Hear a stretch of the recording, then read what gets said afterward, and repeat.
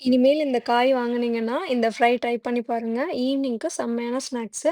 வெண்டைக்கா ஃப்ரை எப்படி பண்றதுன்னு பார்க்கலாமா? அதுக்கு ஒரு 250 கிராம் வெண்டைக்காய நல்லா வாட்டர்ல வாஷ் பண்ணி, ஒரு கிளாத்ல வாட்டர் எல்லாமே வைப் பண்ணி எடுத்துக்கோங்க.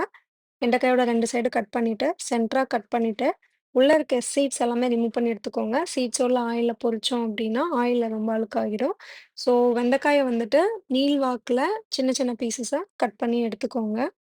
கட் பண்ணி வச்சிருந்த வெண்டைக்காய் பவுல்ல ஆட் பண்ணிட்டு, 1/2 லெமன் ஜூஸ், கொஞ்சமா மஞ்சத்தூள், 1 teaspoon garam masala, 2 teaspoon chilli powder, தேவையான அளவு உப்பு, கொஞ்சமா மிளகுத்தூள் ஆட் பண்ணி மிக்ஸ் பண்ணி எடுத்துக்கோங்க. 2 டீஸ்பூன் ரைஸ் பவுடர், 4 டீஸ்பூன் கடலை மாவு ஆட் பண்ணி மிக்ஸ் பண்ணி வச்சுக்கோங்க. அடுத்து ஒரு கடாய் சூட் பண்ணிட்டு, மிக்ஸ் பண்ணி வச்சிருக்க வெண்டைக்காய ஒண்ணு ஒண்ணா ஆயில்ல ஆட் பண்ணிட்டு நல்லா ஃப்ரை பண்ணி எடுத்தா, சொட்டடா!